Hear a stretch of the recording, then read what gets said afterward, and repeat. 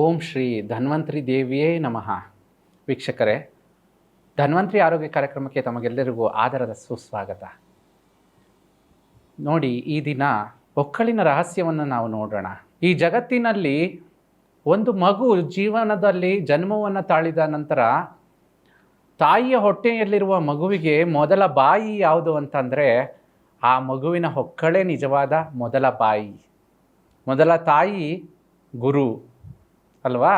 ಹಾಗೆ ಮೊದಲ ಬಾಯಿ ಹೊಕ್ಕಳು ಮಕ್ಕಳಿಗೆ. ಹಾಗಿರುವಾಗ ಒಂದು ವಿಚಾರ ಏನು ಅಂತಂದರೆ, ಈ ಜಗತ್ತಿನಲ್ಲಿ ನೋಡಿ, ತಾಯಿಯಿಂದ ಮಗುವಿಗೆ ಊಟ ಏನಿದೆಯೋ ಅದು ಸರಬರಾಜಾಗುವಂಥ ಜಾಗವೇ ಹೊಕ್ಕಳಿನ ಬಳ್ಳಿಯಲ್ಲಿ. ಹಾಗಿರುವಾಗ ಈ ಜಗತ್ತಿನಲ್ಲಿ ನೋಡಿ, ಈ ಹೊಕ್ಕಳಿನ ಬಳ್ಳಿ ಏನಿದೆಯೋ ಅದರಲ್ಲಿ ಅದ್ಭುತವಾದ ರಹಸ್ಯಗಳೇ ಅಡಗಿದೆ. ಅದೇನಂತ ಅಂದರೆ, ಕೆಲವೊಬ್ಬರು ಹಿಂದೆ ಹೇಳ್ತಾ ಇದ್ರು, ಏನಂತ ಅಂದರೆ, ಎಂಥದ್ದೇ ಕಾಯಿಲೆ ಬಂದರೂ ಕೂಡ ಆ ಹೊಕ್ಕಳಿನ ಬಳ್ಳಿಯನ್ನು ಸುರಕ್ಷಿತವಾಗಿ ಇಟ್ಟರೆ ಎಂಥದ್ದೇ ಕ್ಯಾನ್ಸರ್ ಕಾಯಿಲೆ ಬಂದಿರಲಿ ಅಥವಾ ಅದ್ಭುತವಾದ ಇನ್ನೆಂಥ ಕಾಯಿಲೆಗಳು ಬಂದಿದ್ರೂ ಕೂಡ ಎಲ್ಲ ಕಾಯಿಲೆಗಳನ್ನು ವಾಸಿ ಮಾಡುವಂತಹ ಗುಣ ಆ ಹೊಕ್ಕಳಿನ ಬಳ್ಳಿಗಿದೆ ಅಂತ. ಯಾಕಂದರೆ ತಾಯಿಯ ಎದೆ ಹಾಲಿ ಎಷ್ಟು ಶ್ರೇಷ್ಠವಾದದ್ದೋ ಹಾಗೆ ಮನುಷ್ಯನ ಆ ಒಂದು ಹೊಕ್ಕಳಿನ ಬಳ್ಳಿಯ ಅಂಗ ಏನಿದೆಯೋ ಅದು ಕೂಡ ಅಷ್ಟೇ ಶ್ರೇಷ್ಠವಾದದ್ದು. ಒಂದು ರಿಸರ್ಚ್ ಏನಂತ ಹೇಳುತ್ತೆ ಅಂತಂದರೆ, ಎಂಥದ್ದೇ ಮನುಷ್ಯನಿಗೆ ಕ್ಯಾನ್ಸರ್ ಮಿತಿಮೀರಿದಂಥ ಪರಿಸ್ಥಿತಿ ಇದ್ದರೂ ಕೂಡ ಯಾರು ಅದನ್ನು ರಿಸರ್ವ್ ಮಾಡಿಟ್ಟಿರ್ತಾರೋ ಮಗುವಿನ ಹೊಕ್ಕಳಿನ ಬಳ್ಳಿಯನ್ನು, ಅದನ್ನು ಬಳಸ್ಕೊಂಡು ಅವರಿಗೆ ಎಲ್ಲ ಕಾಯಿಲೆಗಳನ್ನು ವಾಸಿ ಮಾಡ್ಬೋದು ಅಂತ. ಹಾಗಿರುವಾಗ ಎಷ್ಟೋ ಜನ ಅದನ್ನು ರಿಸರ್ವ್ ಮಾಡ್ತಾ ಇದ್ದಾರೆ. ಹಾಗೆ ಇನ್ನೊಂದು ವಿಚಾರ ಏನು ಅಂತಂದರೆ, ಈ ಹೊಕ್ಕಳಿನಲ್ಲಿ ಮನುಷ್ಯನ ಜೀವನದ ಆರೋಗ್ಯದ ರಹಸ್ಯಗಳು ಅಡಕಾಗಿದೆ. ಅದೇನೇನು ಅಂತಂದರೆ ನೋಡಿ, ಯಾರಿಗಾದ್ರೂ ತುಂಬ ಬೊಜ್ಜಿನ ಸಮಸ್ಯೆ ಇದೆ, ಗುರುಗಳೇ ನಾವು ಎಕ್ಸಸೈಸ್ ಮಾಡ್ತಾ ಇದ್ದೀವಿ, ಯೋಗ ಮಾಡ್ತಾ ಇದ್ದೀವಿ, ಹಲವಾರು ನಾವು ತುಂಬ ಜಾಸ್ತಿ ಆರೋಗ್ಯಕರವಾದ ಆಹಾರಗಳನ್ನು ಸ್ವೀಕರಿಸ್ತಾ ಇದ್ರೂ ಕೂಡ ಬೊಜ್ಜಂತೂ ಹೆಚ್ಚಾಗಿ ಬರ್ತಾ ಇದೆ, ಜೊತೆಗೆ ತೂಕವಂತೂ ಇಳೀತಾ ಇಲ್ಲ ಅಂತ ಕೆಲವರು ಅಂತ ಇರ್ತಾರೆ.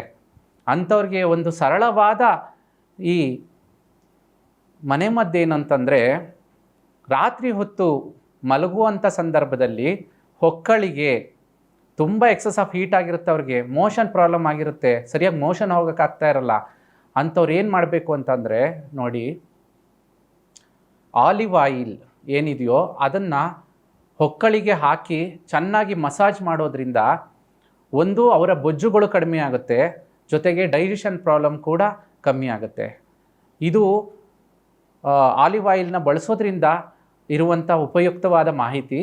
ಇನ್ನು ಕೆಲವರಿಗೆ ತುಂಬ ಎಕ್ಸಸ್ ಆಫ್ ಹೀಟ್ ಆಗಿರುತ್ತೆ, ಉಷ್ಣ ಆಗಿರುತ್ತೆ, ಮತ್ತು ಡೈಜೆಷನ್ ಪ್ರಾಬ್ಲಮ್ ಕೂಡ ಇರುತ್ತೆ. ಇಂಥವ್ರು ಏನು ಮಾಡಬೇಕು ಅಂತಂದರೆ, ಸರಳವಾಗಿ ಎಲ್ಲರ ಮನೆಯಲ್ಲೂ ಇರುವಂಥದ್ದು ಹರಳೆಣ್ಣೆ. ಅದನ್ನೇನು ಮಾಡಬೇಕು ಅಂದರೆ, ಸ್ವಲ್ಪ ಬೆಚ್ಚಗೆ ಕಾಯಿಸಬೇಕು, ಒಂದು ಬಟ್ಲಿಗೆ ಹಾಕ್ಕೊಂಡು ಬೆಂಕಿಯಲ್ಲಿ ಸ್ವಲ್ಪ ಬೆಚ್ಚಗೆ ಮಾಡಿ, ಆನಂತರ ಅದನ್ನು ಮುಟ್ಟೋಕ್ಕೆ ಆಗಬೇಕು ಅಷ್ಟು ಮಾತ್ರ ಬೆಚ್ಚಗೆ ಮಾಡಬೇಕು. ಆ ಬೆಚ್ಚಗೆ ಮಾಡಿರೋದನ್ನು ಕೈಗೆ ಹಾಕ್ಕೊಂಡು ಕೈಲಿ ಅದನ್ನು ತೊಗೊಂಡು ಹೊಕ್ಕಳಿಗೆ ಬಳಿಬೇಕು, ಚೆನ್ನಾಗಿ ತಿಕ್ಕಿ ಮಾಲಿಷ್ ಮಾಡಬೇಕು. ಈ ರೀತಿ ಮಾಡೋದ್ರಿಂದ ಬೆಳಿಗ್ಗೆ ಎದ್ದು ಮೋಷನ್ ಪ್ರಾಬ್ಲಮ್ಮು ಸರಿ ಹೋಗುತ್ತೆ. ಯಾವಾಗಲೂ ಸರಾಗವಾಗಿ ಅವರು ಮೋಷನನ್ನು ಹೋಗ್ಬೋದು. ಡೈಜೆಷನ್ ಪ್ರಾಬ್ಲಮ್ ಕೂಡ ಹೊರಟೋಗುತ್ತೆ ಅವ್ರಿಗೆ. ಜೊತೆಗೆ ದೇಹದ ಉಷ್ಣಗಳು ಕೂಡ ಹೊರಟೋಗುತ್ತೆ ಅವ್ರಿಗೆ. ದೇಹವನ್ನು ತಂಪಾಗಿಸುವಂಥ ಕೆಲಸ ಅದು ಮಾಡುತ್ತೆ.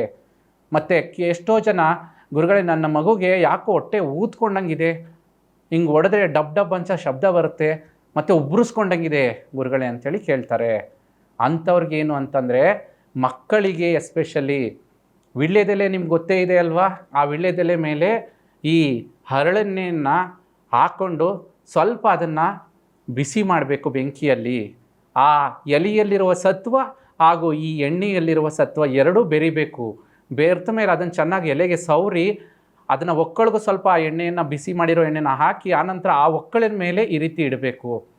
ಒಕ್ಕಳಿನ ಮೇಲೆ ಆ ಬಿಸಿಯಾದ ಎಲೆನ ಈ ರೀತಿ ಇಟ್ಟಾಗ ಅವ್ರಿಗೆ ಬೆಳಿಗ್ಗೆ ಹೊತ್ತಿಗೆ ಆ ಮಗುವಿಗೆ ಮೋಷನ್ ಕ್ಲೀನಾಗಿ ಆಗುತ್ತೆ, ಹೊಟ್ಟೆ ಉಬ್ಬರ ಎಲ್ಲ ಹೊರಟೋಗುತ್ತೆ, ತುಂಬ ಓವರ್ ಗ್ಯಾಸ್ಟ್ರಿಕ್ ಆಗಿರುತ್ತೆ ಮಕ್ಕಳಿಗೆ, ಅದೆಲ್ಲ ಕಮ್ಮಿ ಆಗಿಬಿಡುತ್ತೆ.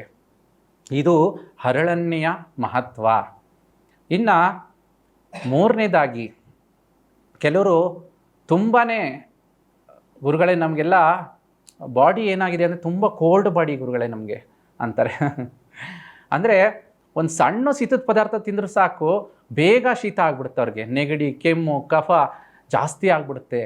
ಅಂಥವ್ರು ಏನು ಮಾಡಬೇಕು ಅಂತಂದರೆ ಸರಳವಾಗಿ ನೋಡಿ, ತುಂಬ ಜಾಸ್ತಿ ಈ ರೀತಿ ಕೋಲ್ಡ್ ಬಾಡಿ ಯಾರಿಗಿರುತ್ತೋ ಅವ್ರಿಗೆ ಸಾಸಿವೆ ಎಣ್ಣೆ ಸರಾಗವಾಗಿ ಸಿಗುತ್ತೆ ಎಲ್ಲ ಕಡೆನೂ ಕೂಡ. ಅಂಥವ್ರು ಆ ಸಾಸಿವೆ ಎಣ್ಣೆಯನ್ನು ತಂದು ರಾತ್ರಿ ಹೊತ್ತು ಮಲಗುವ ಮುನ್ನ ಒಕ್ಕಳಿಗೆ ಅದನ್ನು ಹಾಕಿ ಚೆನ್ನಾಗಿ ಮಸಾಜ್ ಮಾಡೋದ್ರಿಂದ ಕೂಡ ಯಾರಿಗೆ ತುಂಬ ಜಾಸ್ತಿ ಕೋಲ್ಡ್ ಬಾಡಿ ಇರುತ್ತೋ, ಕೈ ಮುಟ್ಟಿದ್ರೆ ಸಾಕು ಕೋಲ್ಡ್ ಇರುತ್ತೆ ತುಂಬ ಕೆಲವ್ರಿಗೆ, ಅದನ್ನು ಶೀತ ಬಾಡಿ ಅಂತಾರೆ. ನೋಡಿ, ದೇಹದಲ್ಲಿ 3 ಪ್ರಕೃತಿಗಳಿರುತ್ತೆ. ಏನು ಪ್ರಕೃತಿ ಅಂತಂದರೆ ಕೆಲವ್ರಿಗೆ ಉಷ್ಣ ದೇಹ ಇರುತ್ತೆ, ಕೆಲವ್ರಿಗೆ ಶೀತ ದೇಹ ಇರುತ್ತೆ, ಕೆಲವ್ರಿಗೆ ಸಮಶೀತೋಷ್ಣ ದೇಹ ಇರುತ್ತೆ. ಈ 3 ಪ್ರಕೃತಿಯ ದೇಹದ ಜನಗಳಿರ್ತಾರೆ. ಈ ಶೀತೋಷ್ಣ ದೇಹ ಯಾರಿಗಿರುತ್ತೋ ಅಂಥವ್ರಿಗೆ ತುಂಬ ಇದು ಬೆನಿಫಿಷಿಯಲ್ ಯಾವುದು ಅಂದರೆ ಸಾಸಿವೆ ಎಣ್ಣೆ. ಅದನ್ನು ಹಾಕಿ ತಿಕ್ಕಿ ಮಾಲಿಷ್ ಮಾಡೋದ್ರಿಂದ ಅವರ ದೇಹದಲ್ಲಿರುವಂತಹ ಕೋಲ್ಡ್ ತುಂಬ ಆಚೆ ಹೊರಟೋಗುತ್ತೆ, ಜೊತೆಗೆ ಅವ್ರ ಬಾಡಿ ಸಮತೋಲನಕ್ಕೆ ಬರುತ್ತೆ. ಹಾಗಾಗಿ ಇದು ಬಹಳ ಒಳ್ಳೆಯದು. ಅದರಲ್ಲೂ ತುಂಬ ಈ ಮಳೆಗಾಲದಲ್ಲಿ ತುಂಬ ಜಾಸ್ತಿ ಯಾರು ಕೋಲ್ಡ್ ಆಗಿರುತ್ತೋ, ನೆಗಡಿ ಕೆಮ್ಮು ಕಫ ಹಾಗೂ ದೇಹದಲ್ಲಿ ಕೋಲ್ಡ್ ಜಾಸ್ತಿ ಆಗಿರುತ್ತೋ ಅಂಥವ್ರಿಗೆ ಇದು ಬಹಳ ಉಪಯುಕ್ತ. ಅದಲ್ಲದೆ ಸ್ಟ್ರೋಕ್ ಯಾರಿಗಾಗಿರುತ್ತೋ ಅಂಥವ್ರಿಗೂ ಕೂಡ, ನರಗಳ ಎಳೆತ ಜಾಸ್ತಿ ಯಾರ್ಯಾರಿಗಾಗ್ತಾ ಇರ್ತೋ, ಪಾರ್ಶ್ವವಾಯು ಯಾರಿಗಾಗ್ತಾ ಇರ್ತೋ ಅಂಥವ್ರಿಗೆಲ್ಲ ತಪ್ಪದೆ ಒಕ್ಕಳಿಗೆ ಈ ಸಾಸಿವೆ ಎಣ್ಣೆಯನ್ನು ಸ್ವಲ್ಪ ಬಿಸಿ ಮಾಡಿ ಹಾಕೋದ್ರಿಂದ ಕೂಡ, ಮಸಾಜ್ ಮಾಡೋದ್ರಿಂದ ಪ್ರತಿನಿತ್ಯ ಅವ್ರಿಗೆ ಕೋಲ್ಡ್ ಏನಿದೆಯೋ ಅದು ಕಮ್ಮಿ ಆಗಿಬಿಡುತ್ತೆ. ಇನ್ನು ಕೆಲವರು ಹೇಳ್ತಾರೆ ಏನಂತಂದರೆ, ಗುರುಗಳೇ ನೋಡಿ ನಮ್ಮ ಮಗನಿಗೆ ಚರ್ಮ ಎಲ್ಲ ಸ್ಕಿನ್ನೆಲ್ಲ ಒಡ್ಕೋತಾ ಇದೆ ತುಂಬ, ಏನೇ ಹಾಕಲಿ ಮೇಲ್ಗಡೆ ಸ್ಕಿನ್ಗೆ ಏನೇ ಹಾಕಿದ್ರೂ ಕೂಡ ಆ ಒಡೆಯೋದಂತೂ ಬಿಡ್ತಾ ಇಲ್ಲ, ಮತ್ತು ಸ್ಕಿನ್ನು ಕೂಡ ತುಂಬ ಡ್ರೈ ಆಗಿದೆ ಅಂತ ಯಾರಿಗನ್ಸುತ್ತೋ ಅಂಥವ್ರು ಏನು ಮಾಡಬೇಕು ಅಂತಂದರೆ, ಸರಳವಾಗಿ ನೀವು ದೇಹಕ್ಕೆ ಹಚ್ಚೋದು ಏನಿದೆಯೋ ಅದು ಮೇಲ್ಮುಖವಾಗಿ ಮಾತ್ರ ಕೆಲಸ ಮಾಡುತ್ತೆ, ಆದರೆ ಒಳಗಿಂದ ಏನಾದ್ರು ಕೊಡಬೇಕಲ್ವ ಅದಕ್ಕೆ ವಾಸಿ ಮಾಡಲಿಕ್ಕೆ. ಅದೇನು ಅಂತಂದರೆ, ನೀವು ಒಕ್ಕಳಿಗೆ ಏನು ಮಾಡಬೇಕು ಅಂತಂದರೆ, ಬಾದಾಮಿ ಎಣ್ಣೆ ಏನು ಹೊರಗಡೆ ಸಿಗುತ್ತೋ ಅದನ್ನು ತೊಗೊಂಬಂದು ಮಕ್ಕಳಿಗೆ ಪ್ರತಿನಿತ್ಯ ಒಕ್ಕಳಿಗೆ ಹಾಕಿ ನೋಡಿ. ಬಾಲಶ್ವಿಗಂಧ ತೈಲವನ್ನು ದೇಹಕ್ಕೆ ಲೇಪನ ಮಾಡಿ, ಆದರೆ ಒಕ್ಕಳಿಗೆ ಹಾಕಬೇಕಾದ್ರೆ ಬಾದಾಮಿ ಎಣ್ಣೆಗಳನ್ನು ಹಾಕಿ, ಆ ರೀತಿ ಹಾಕಿ ಚೆನ್ನಾಗಿ ಮಕ್ಕಳುಗಳಿಗೆ ತಿಕ್ಕಿ ಮಸಾಜ್ ಮಾಡಿ ರಾತ್ರಿ ಮಲಗಿಸಿ, ಬೆಳಿಗ್ಗೆ ಎದ್ದು ನೀವು ಸ್ನಾನ ಮಾಡಿಸುವಾಗ ಕಡಲೆ ಹಿಟ್ಟಲ್ಲಿ ಸ್ನಾನ ಮಾಡಿಸಿ. ಈ ರೀತಿ ಮಾಡೋದ್ರಿಂದ ಮಕ್ಕಳಲ್ಲಿರೋ ಡ್ರೈ ಸ್ಕಿನ್ ಏನಿದೆಯೋ ಅದು ಕಮ್ಮಿ ಆಗ್ತಾ ಬಂದ್ಬಿಡುತ್ತೆ ಇದನ್ನು ಪ್ರತಿನಿತ್ಯ ಮಾಡೋದ್ರಿಂದ. ಹಾಗಾಗಿ ಇದು ತುಂಬ ಜಾಸ್ತಿ ಉಷ್ಣ ಪ್ರವೃತ್ತಿ ಇರೋವಂಥವ್ರಿಗೆ ಮಾಡೋವಂಥದ್ದು, ತುಂಬ ಡ್ರೈ ಸ್ಕಿನ್ಸ್ ಯಾರಿಗಿರುತ್ತೋ ಅದನ್ನು ಮಾಡೋವಂಥದ್ದು. ಇನ್ನು ಕೆಲವ್ರಿಗೆ, ಗುರುಗಳೇ ನಮ್ಮ ಮನೇಲಿ ಹೆಣ್ಮಕ್ಳಿದ್ದಾರೆ, ತುಂಬ ಮುಖದಲ್ಲೆಲ್ಲ ತುಂಬ ಮೊಡವೆಗಳಾಗ್ತಾ ಇದೆ, ಏನು ಮಾಡೋದು ಅಂತ ಗೊತ್ತಾಗ್ತಾ ಇಲ್ಲ ಗುರುಗಳೇ, ಎಷ್ಟೇ ಪ್ರಯತ್ನ ಪಟ್ಟರು ನಾವು ಫೇಸ್ಗೆ ಅದು ಎಲ್ಲನೂ ತಂದು ಕೊಡ್ತೀವಿ, ಎಲ್ಲನೂ ಹಚ್ತಾ ಇದ್ದೀವಿ, ಆದರೂ ಕೂಡ ಮೊಡವೆಗಳು ಕಮ್ಮಿನೇ ಆಗ್ತಾ ಇಲ್ಲ, ಏನು ಮಾಡೋದು ಅಂತ ಕೇಳ್ತಾರೆ ತುಂಬ ಜನ ಬಂದು. ಅವ್ರಿಗೂ ಕೂಡ ಸರಳವಾದ ಮನೆ ಮದ್ದೇನು ಅಂತಂದರೆ, ಬೇವಿನ ಎಣ್ಣೆ ನೀವು ತೊಗೊಬಂದು ಅದನ್ನು ಹೊಕ್ಕಳಿಗೆ, ಯಾವ ಮಕ್ಕಳಲ್ಲಿ ತುಂಬ ಮೊಡವೆಗಳು ಪಿಂಪಲ್ಸು, ಮುಖದಲ್ಲಿ ತುಂಬ ಜಾಸ್ತಿ ಗಾಯಗಳಾಗಿರುವಂಥದ್ದು, ತುಂಬ ಜಾಸ್ತಿ ಮೊಡವೆಗಳು ಬರೋದು, ಬ್ಲ್ಯಾಕ್ ಹೆಡ್ಸ್ ಬರೋವಂಥದ್ದು, ಇವೆಲ್ಲ ಏನು ಆಗಿರುತ್ತೋ ಅಂಥವ್ರಿಗೆಲ್ಲ ಒಕ್ಕಳಿಗೆ ಬೇವಿನ ಎಣ್ಣೆಯನ್ನು ನೀವು ಒಕ್ಕಳಿಗೆ ಹಾಕಿ ಚೆನ್ನಾಗಿ ತಿಕ್ಕಿ ಮಸಾಜ್ ಮಾಡೋದ್ರಿಂದ ಕೂಡ ಈ ಪಿಂಪಲ್ಸು, ಬ್ಲ್ಯಾಕ್ ಹೆಡ್ಡು, ಆ್ಯಕ್ನೆ ಏನು ಎಲ್ಲಿ ಇದೆಯೋ ಫೇಸಲ್ಲಿ ಎಲ್ಲ ಹೋಗಿ ಫೇಸ್ ಕ್ಲಿಯರ್ ಆಗುತ್ತೆ. ಪ್ರತಿನಿತ್ಯ ಇದನ್ನು ಬೇವಿನ ಎಣ್ಣೆನ ಒಕ್ಕಳಿಗೆ ಹಾಕಿ ಸ್ನಾನವನ್ನು ಮಾಡಿಸೋದ್ರಿಂದ, ಇದನ್ನು ರಾತ್ರಿ ಹೊತ್ತು ಹಚ್ಚಬೇಕು, ಒಕ್ಕಳಿಗೆ ಬೆಳಿಗ್ಗೆ ಎದ್ದು ಸ್ನಾನ ಮಾಡಬೇಕು. ಹಾಗಾಗಿ ಈ ರೀತಿ ಮಾಡೋದ್ರಿಂದ ಕೂಡ ಅವ್ರಿಗೆ ಎಲ್ಲವೂ ಹೊರಟಾಗುತ್ತೆ ಮೊಡವೆ ಸಮಸ್ಯೆಗಳು. ಇನ್ನು ಕೊನೆಯದಾಗಿ ಒಂದು ವಿಚಾರ ಇದೆ, ತುಂಬ ಜನ ಹೇಳ್ತಾರೆ, ಗುರುಗಳೇ ಕೂದಲು ಉದುರೋಗ್ತಾ ಇದೆ ನಮಗೆ, ನಾವು ಎಣ್ಣೆಗಳನ್ನು ಹಚ್ತಾನೇ ಇದ್ದೀವಿ, ಎಲ್ಲ ರೀತಿಯ ಆಯುರ್ವೇದಿಕ್ ಪ್ರಾಡಕ್ಟ್ನು ಟ್ರೈ ಮಾಡಿದ್ದೀವಿ, ಹಾಗೂ ತುಂಬ ಜಾಸ್ತಿ ಪ್ರಯತ್ನ ಹಾಕಿ ತುಂಬ ಮೆಡಿಷನ್ ಕೂಡ ಕೊಡಿಸಿದ್ದೀವಿ, ಏನು ಮಾಡಿದ್ರು ಕೂಡ ಕೂದಲು ಉದುರೋದು ನಿಲ್ತಾ ಇಲ್ಲ, ಏನು ಮಾಡೋದು ಗುರುಗಳೇ ಅಂಥೇಳಿ ಕೇಳ್ತಾರೆ. ಅಂಥವ್ರಿಗೆ ಒಂದು ಸರಳವಾದ ಉಪಾಯ ಏನು ಅಂತಂದರೆ, ಒಕ್ಕಳಿಗೆ ನೀವೇನು ಮಾಡಬೇಕು ಅಂತಂದರೆ, ರಾತ್ರಿ ಹೊತ್ತು ಮಲಗಿಸುವಾಗ ಅಂಥ ಮಕ್ಕಳುಗಳಿಗೆ ಕೊಬ್ಬರಿ ಎಣ್ಣೆಯನ್ನು ಒಕ್ಕಳಿಗೆ ಹಾಕಿ ತಿಕ್ಕಿ ಮಾಲಿಷ್ ಮಾಡಬೇಕು ಚೆನ್ನಾಗಿ. ಪ್ರತಿನಿತ್ಯ ಇದನ್ನು ಮಾಡಿ. ಈ ರೀತಿ ಮಾಡೋದ್ರಿಂದ ಆಟೋಮೆಟಿಕ್ಕಾಗಿ ಕೂದಲು ಚೆನ್ನಾಗಿ ಸೊಂಪಾಗಿ ಬೆಳೆಯುತ್ತೆ, ಜೊತೆಗೆ ಕೂದಲು ಉದುರೋದು ಕೂಡ ಕಮ್ಮಿ ಆಗ್ತಾ ಬರುತ್ತೆ. ಮತ್ತು ಇನ್ನೊಂದು ವಿಷಯ ಹೇಳ್ತೀವಿ ನೋಡಿ, ಅಂಗಡಿಗಳಲ್ಲಿ ಸಿಕ್ಕುವಂಥ ಪ್ಯಾಕೆಟಲ್ಲಿ ಸಿಗುವಂತಹ ಡಬ್ಬಗಳಲ್ಲಿ ಸಿಗುವಂತಹ ಕೊಬ್ಬರಿ ಎಣ್ಣೆಯನ್ನು ಬಳಸಿದ್ರೆ ಇದು ಉಪಯೋಗ ಆಗೋದಿಲ್ಲ. ಈಗೇನೇನು ನಾವು ಎಣ್ಣೆಗಳನ್ನು ಹೇಳಿದೀವೋ ಈ ಎಲ್ಲ ಎಣ್ಣೆಗಳು ನೀವು ಹೊರಗಡೆ ಸಿಕ್ಕುವಂಥ ಪ್ಯಾಕೆಟ್ ಎಣ್ಣೆಗಳಾಗಲಿ ಅಥವಾ ಬೇರೆ ಬೇರೆ ಕಂಪನಿ ಎಣ್ಣೆಗಳೇ ಆಗಲಿ ತಂದು ಬಳಸಿದ್ರೆ ಉಪಯೋಗ ಆಗಲ್ಲ.